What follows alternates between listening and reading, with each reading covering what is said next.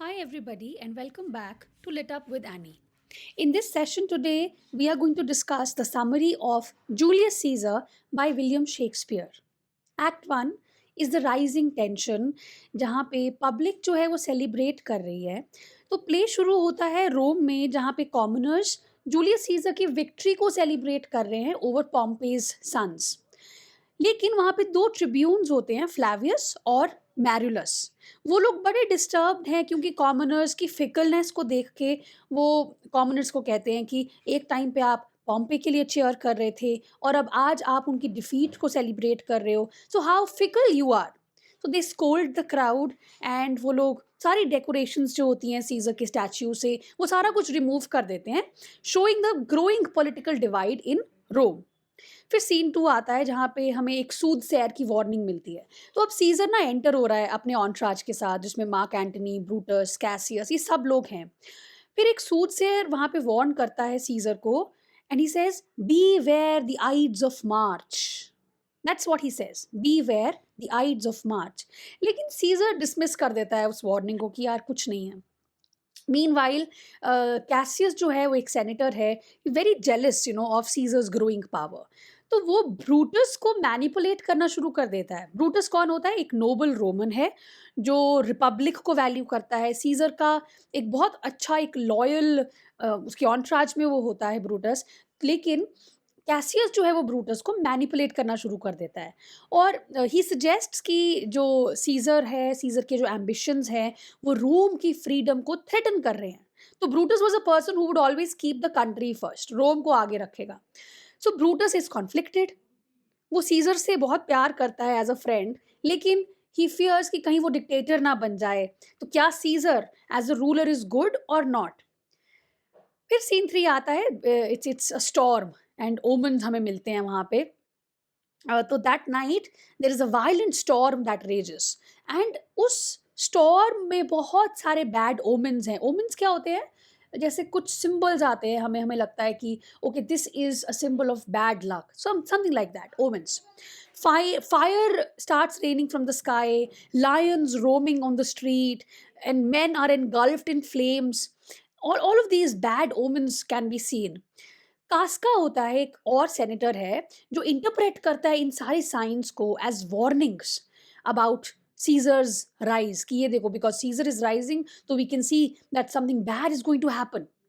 सो Cassius इस opportunity को पकड़ लेता है और वो कन्विंस कर देता है कास्का को कि सीजर का जो रूल है ये रोम को डूम कर देगा.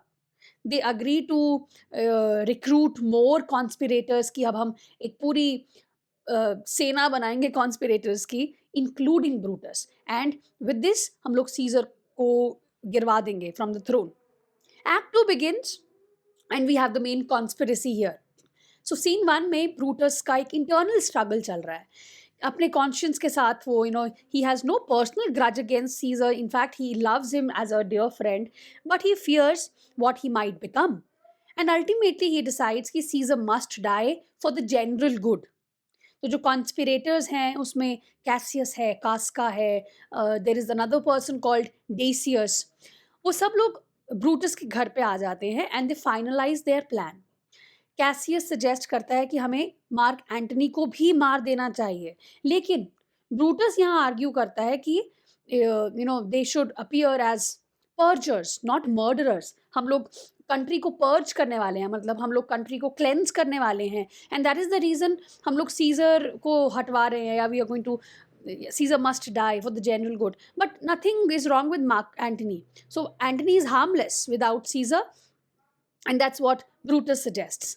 तो ब्रूटस की वाइफ है पोर्शिया, वो नोटिस कर रही है कि कुछ ना कुछ तो डिस्ट्रेस चल रहा है and she demands to know his secret.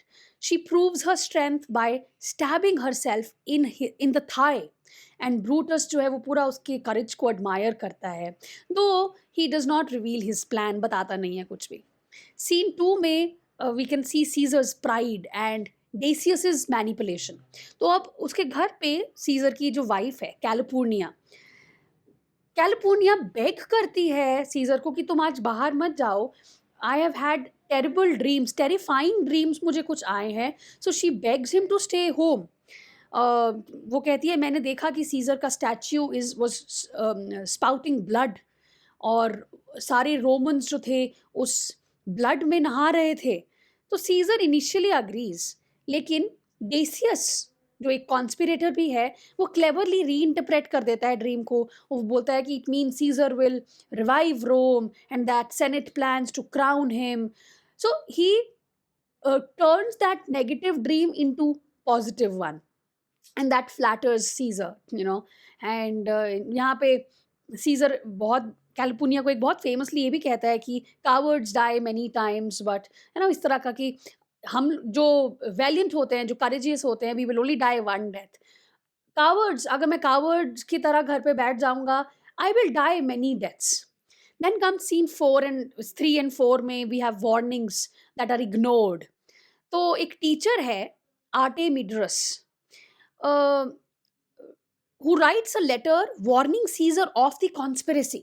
लेकिन Caesar again arrogantly refuses to read it. Meanwhile, Portia, जो Brutus की wife है, she's very anxious about Brutus, so she sends a servant to spy on the events at Senate. मुझे सब बताओ कि क्या हो रहा है वहाँ पे। Act 3 में फिर the assassination and the fallout, we have the final assassination. Scene 1 में the Ides of March, it's basically Caesar's murder. उसको एक सूदसेयर ने वार्न भी किया था। तो at the senate Cassius fears their plan has been discovered, लेकिन Brutus reassure करता है उसको कि कुछ नहीं है। Caesar again you know is very proud and unyielding, refuses a plea to pardon a banished senator, कि नहीं करूँगा, I will not pardon you. तो ये एक चांस मिल जाता है कॉन्स्पिरेटर्स को कि यू नो अब हम अपना प्लान जो है वो कैरी आउट करेंगे। तो कास्का सबसे पहले स्ट्राइक करता है सीजर को, फॉलोड बाय द अदर्स, और लास्ट स्टैब जो है वो ब्रूटस डिलीवर करता है। तो of course Caesar is you know looking at all of this, he is dying, and Caesar's last words are et tu Brute then fall Caesar. It's so emotional when this comes in the play. Caesar, क्योंकि Brutus was somebody very dear to Caesar, and जब वो देखता है कि यार Brutus ने भी मुझे स्टैप कर दिया, तो वो कहता है यू टू ब्रूट, अगर तुम भी इस कॉन्स्पिरेसी में शामिल हो गए हो देन फॉल सीजर। तो फिर सीजर गिर जाएगा। No, so this shows his shock at Brutus betrayal, and he dies at the base of Pompey's statue, which is a very cruel irony. पॉम्पे की स्टैच्यू के नीचे ही वो गिर रहा है और वहाँ पे मर रहा है, जबकि Caesar was the one who brought victory to Rome. Then scene 2 में Antony, who is again, Mark Antony is a very powerful orator and again very dear. He dear to Caesar and like vice versa. So Antony is very loyal to Caesar. He hides his anger at first, and then he says, I please give me a chance to speak at the funeral. Though Cassius distrusts him, उसको पता है Cassius को कि ये we can't trust him. लेकिन Brutus is like, let's allow it. We have done what we wanted to do and now it's the funeral. So Antony वहाँ पे जो speech deliver करता है, it is the most famous speeches of Shakespeare's. It is wonderful speech. I think you must all go and look for that speech and read it, okay? So Antony delivers one of the most famous of speeches, and he repeatedly calls the conspirators, these are honorable men, while subtly turning the crowd against him. पूरे crowd को, पूरे रोम को उन conspirators की against turn कर देता है, लेकिन अपनी ओरेशन में वो उनको कभी भी बुरा नहीं बोलता। ये तो ऑनरेबल मैन हैं, ये तो कंट्री के लिए कुछ अच्छा कर रहे थे। सीजर फिर वो सीजर की विल भी पढ़ता है कि देखो सीजर ने अपनी विल में आप सबके लिए कुछ ना कुछ छोड़ा है। All of these things bring out this happiness, one side anger in the mob, and they all turn against the conspirators. ठीक है। Then we have the mob's rage, scene 3 में the enraged citizens, they attack this all these conspirators, showing how completely Antony has turned Rome against Brutus and against Cassius. Act 4 में एक civil war break out हो जाती है। Antony's ambition, तो Antony Octavius कौन होता है? सीजर का अडॉप्टेड एयर होता है। एंड वी हैव लेपिडस फॉर्म, ये तीनों लोग एक सेकेंड ट्रायम्विरेट फॉर्म करते हैं. 3 लोग हैं ना, एंटनी, ऑक्टेवियस और लेपिडस, एक दूसरा ट्रायम्विरेट फॉर्म करते हैं and begin executing their enemies. So Antony privately dismisses Lepidus as weak, revealing revealing his growing hunger for power. And then after that, scene 2-3 mein, we have Brutus and Cassius's fallout. So at their military camp, Brutus and Cassius, they quarrel over accusations of corruption. But then they reconcile after Brutus reveals that Portia has died by swallowing hot coals in despair. So that night, Brutus sees Caesar's ghost, who ominously tells him, "Thou shalt see me at Philippi." बार बार वो ghost जो है scissor का, वो Brutus को ये बोल रहा है.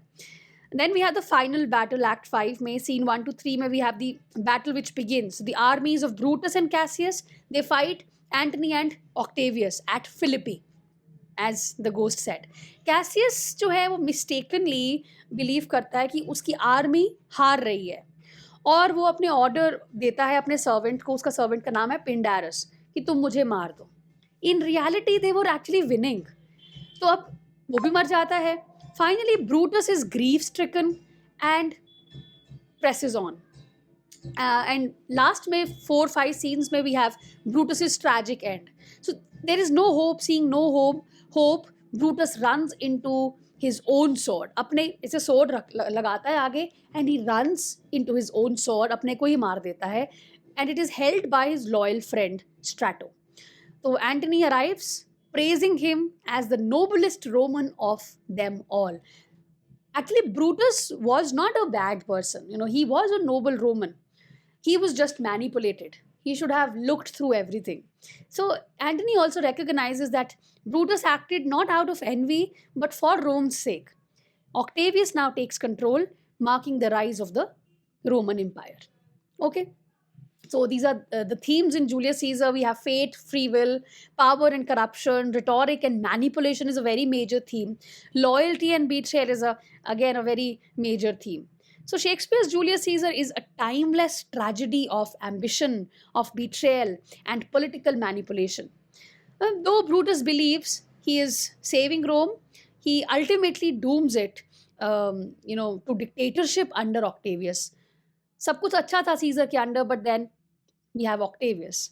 So the play serves as a warning about the dangers of power and how noble intentions can still lead to devastating consequences. So that is all about Julius Caesar.